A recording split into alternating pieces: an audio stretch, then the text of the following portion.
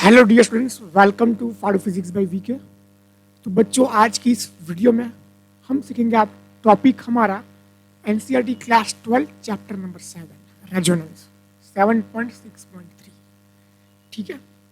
तो वैसे रेजोनेंस अपना जो टॉपिक है ना, ये हम थोड़ा सुना सुना लग रहा है। हमने 11th में ये पढ़ चुके हैं। तो देखो, पहले मैं आपको एक्सप्लेन कर देता हूँ। मान लो कोई भी ऑसिलेटिंग ऑब्जेक्ट है, ठीक है। मान लो ये अपना हो गया ट्यूनिंग फोर्क हो गया। इसको जब आप हथौड़ा मार के इसको ट्यून करवाते हो ना, तो इसकी एक नेचुरल फ्रीक्वेंसीज होती है। उस फ्रीक्वेंसीज को क्या करता है, ऑसिलेट करता रहता है। ठीक है। कोई भी ऑसिलेटिंग सिस्टम आप देख लो, मान लो अपना पेंडुलम हो गया, ठीक है। तो ये आप इसको छोड़ दो यहाँ से, तो ये क्या करेगा, ये ऑसिलेट करेगा कुछ ऐसा। ठीक है। तो उसकी एक पर्टिकुलर फ्रीक्वेंसीज होती है, तो उस फ्रीक्वेंसी पे वो ऑसिलेट करता रहता है। ठीक है। तो उसको बोलते हैं बेटा नेचुरल फ्रीक्वेंसी। क्या बोलते हैं उसको? Natural frequency. आ रही बात समझ में? अब रेजोनेंस का फंडा क्या है कि अगर बाहर से मान लो using external agent, by external agent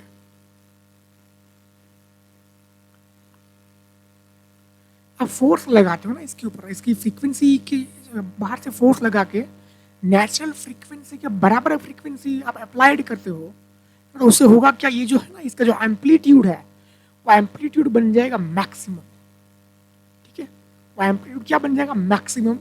कि बाहर से कोई एक्सटर्नल सोर्स से, एनर्जी सोर्स से इसके नेचुरल फ्रीक्वेंसी के बराबर वाली फ्रीक्वेंसी अगर दी जाए, इसका जो एम्पलीट्यूड ऑफ ऑसिलेशंस है वो हो जाएगा मैक्सिमम। क्या हो जाएगा?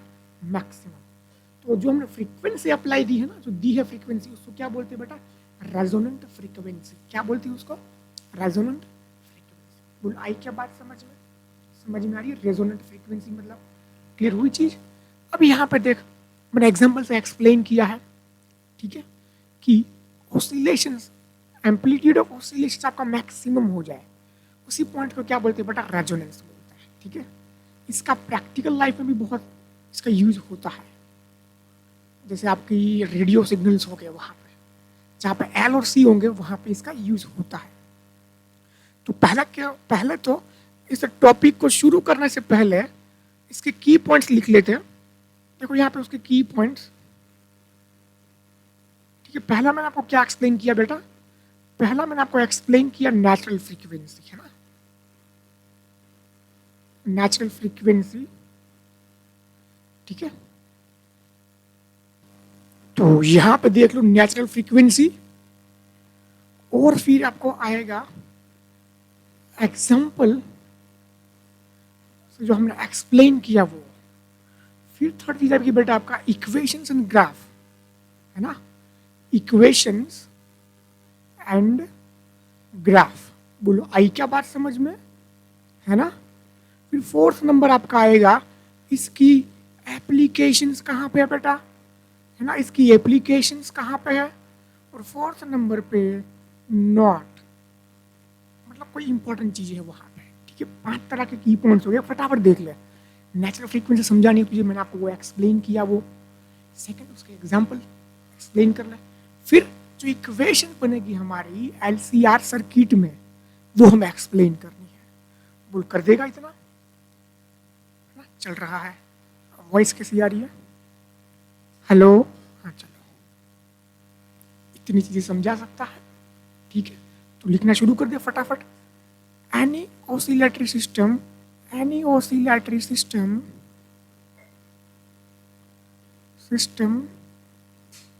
oscillate at a particular frequency. Is that clear? Such a frequency is called natural frequency. उसे क्या बोलते हैं? Natural frequency. बोल समझ में आया? If we give this same, if we give this same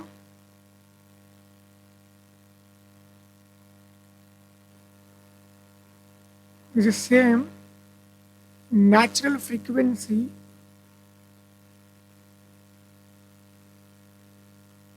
to system to system, it will oscillate with large amplitude. Oscillate with large amplitude. आई क्या बात समझ में? Such a phenomena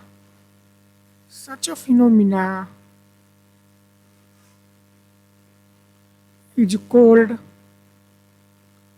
resonance. इसे क्या बोलते हैं बेटा? Resonance. And such a given frequency is called a resonant frequency.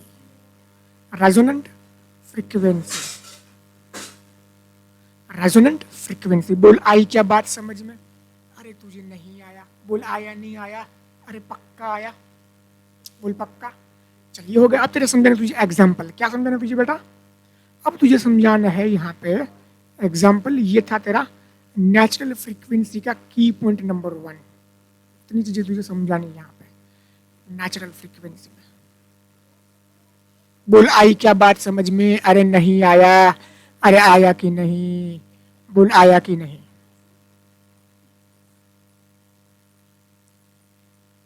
चलो है ना, काफी आसान चीजें हैं. फिर यहाँ पे देख लो बेटा, इसका मैं आपको डेमोन्स्ट्रेशन दिखाऊंगा इस वीडियो में. ठीक है, इसको मैं करता हूँ स्कीप. अब यहाँ पे देख लो, आप लगा दो टाइटल एग्जाम्पल. एग्जाम्पल से आपको नेचुरल फ्रीक्वेंसी एक्सप्लेन करना है. ठीक है, तो यहां पे देख लो आप. हमें पता है सिंपल पेंडुलम हमने 11th में सीख लिया ना. Simple pendulum oscillate at a particular frequency. Such a frequency is said to be a natural frequency. मानो कि कोई चिल्ड्रन जो है वो स्विंग कर रहा है. क्या कर रहा है? स्विंग कर रहा है. ठीक है, झूले पे बैठ के झूल रहा है. तो उसकी जो फ्रीक्वेंसी होगी, ठीक है, ऑसिलेशंस की जो फ्रीक्वेंसी होगी, क्या होगी? पर्टिकुलर फ्रीक्वेंसी पे होगी. ठीक है, तो यहाँ पे 2 एग्जांपल एक्सप्लेन कर लो. तो oscillating pendulum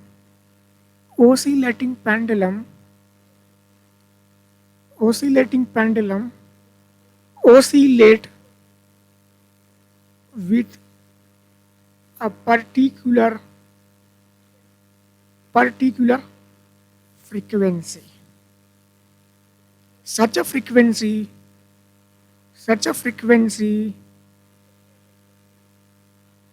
is called natural frequency.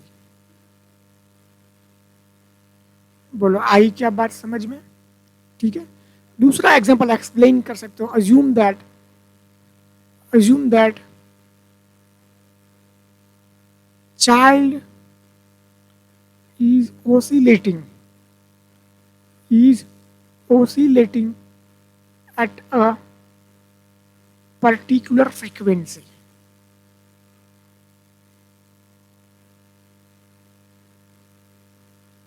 उसके जो ऑसिलेशन कैसे टू एंड फ्रो ना, आगे पीछे वो होता रहता है. टू एंड फ्रो ऑसिलेशन से.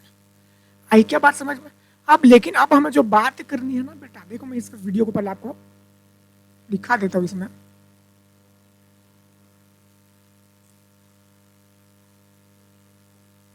देखो वैसे ये 11th में आप देख चुके हो, पढ़ चुके हो. यहाँ पे देख सकते हो, सिंपल है. ये जो है ना, ये जो 4 तरह के पेंडुलम्स है ना, ये पेंडुलम्स है. इनकी और इनकी हाइट कैसी है? सेम है. इनकी हाइट में डिफरेंस है दोनों की हाइट में. ठीक है, अब होगा क्या? ये जो देखो ये ना, ये स्ट्रिंग से तीनों को अटैच किया हुआ है.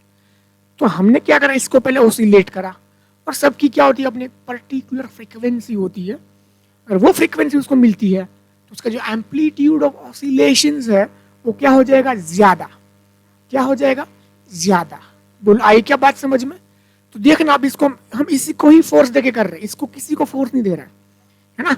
तो देखना, ये जो ऑसिलेट करेगा तो उसका जो फोर्स होगा यहाँ पे ना, जो स्ट्रिंग में जो वेव ट्रैवल करेगा, ठीक है, वेव की क्या होगी? फ्रीक्वेंसी होगी. अगर वो फ्रीक्वेंसी इसकी फ्रीक्वेंसी के मैच होती है ना, मैच हो गई, तो फिर ये करेगा मैक्सिमम एम्पलीट्यूड से ऑसिलेशंस करेगा, ठीक है।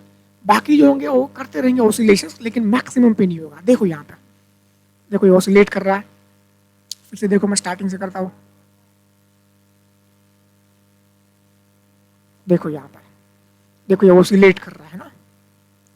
इसको मैं बड़ा कर देता हूँ, चलेगा। देखो चलो, देखो है ना, इसका देखो ये एम्पलीट्यूड देखो ये इसका, हाँ देखो धीरे धीरे देखो, स्लाइटली स्लाइटली देखो मैक्स हो रहा है। अब देखो इसको, ये इसका काम है, इसका काम है।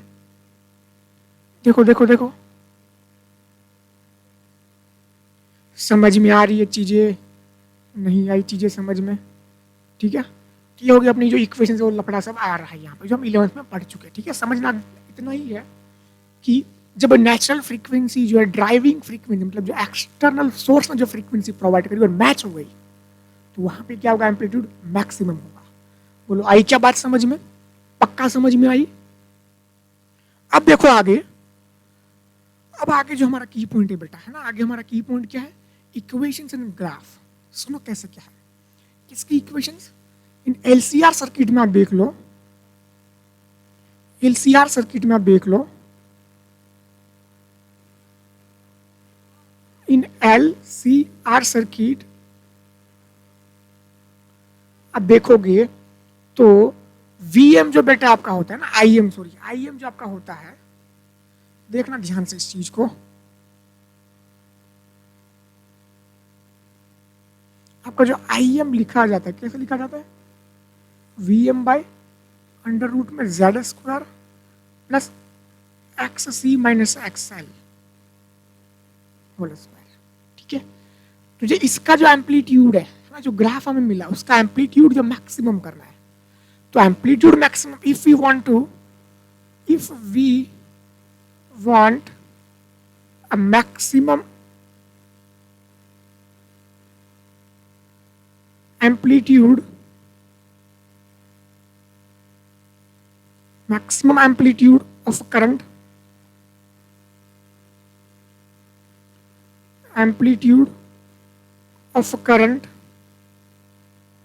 ठीक है।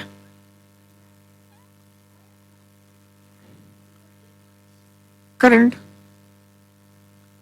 तो यहां पे देखोगे आप X C is equal to X C होना चाहिए, एक्सएल होना चाहिए। कैसे, अगर नीचे वाला अगर देखो छोटा होगा तो ही सिंपल चीज बड़ा हो सकता है, तो आर तो कभी जीरो नहीं हो सकता। अगर दोनों को इक्वल कर दिया जाए, दोनों का इम्पीडेंस इक्वल कर दिया जाए, तो वहां पे पॉसिबिलिटीज है कि आपको क्या मिले, amplitude of a current maximum मिले। क्या मिले, मैक्सिमम मिले। बोलो आगे क्या बात समझ में, तो for maximum amplitude we need X C is equal to X L. तो एक्स सी होता है 1/ओमेगा सी और ये होता है ओमेगा एल, ठीक है। तो यहां से देखोगे एल इज इक्वल टू क्या हो जाएगा, 1/, तो यहां से देखोगे omega square is equal to,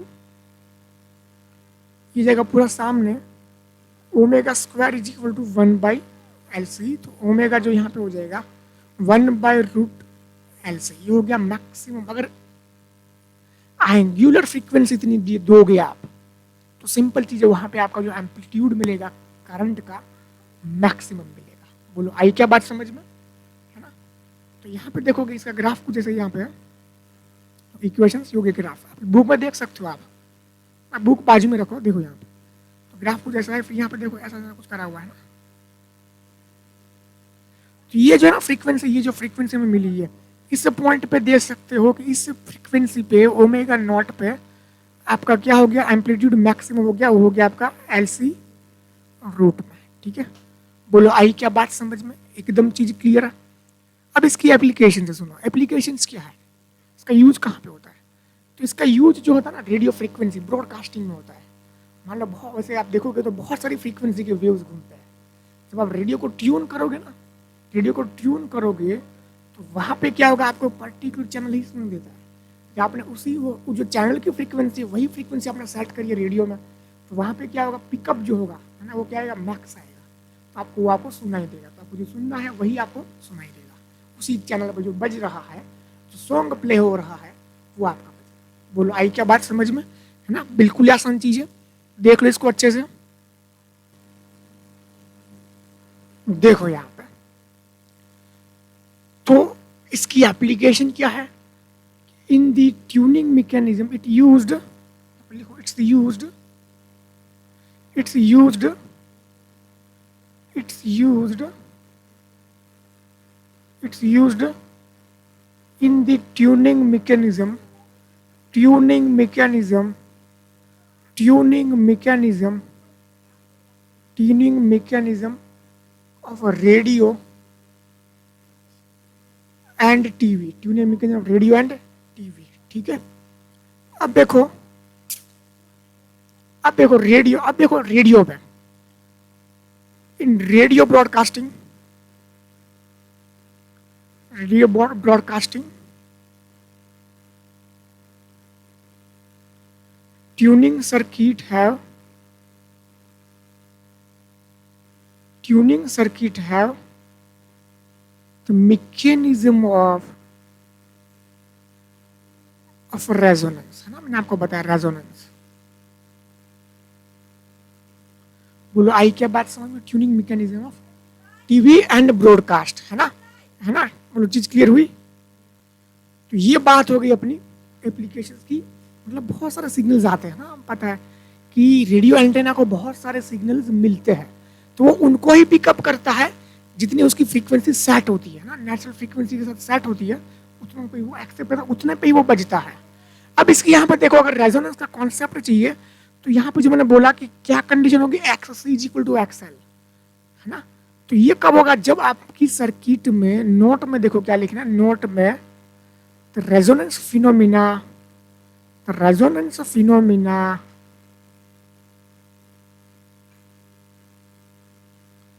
is only exhibit when circuit have C मतलब कैपेसिटर एंड इंडक्टर, दो चीजें होगी तो रेजोनेंस मैकेनिज्म आपकी, मतलब रेजोनेंस का फंडा वहां पे काम करेगा। बोलो आई क्या बात समझ में? क्लियर हुई चीज? अच्छे से समझ में आई? तो लिख लो पूरा एकदम अच्छे से, बढ़िया से लिख लो एकदम। ठीक है, ये अपना हो गया रेजोनेंस, नेचुरल फ्रीक्वेंसी। 5 तरह के की पॉइंट्स आपके दिमाग में रखना है। ठीक है, नेचुरल फ्रीक्वेंसी, फिर उसके एग्जांपल, इक्वेशंस एंड ग्राफ, है ना? एप्लीकेशन नोट याद कर लो। देखो मैं हट जाता हूँ यहाँ से, लिख लो एकदम अच्छे से, है ना?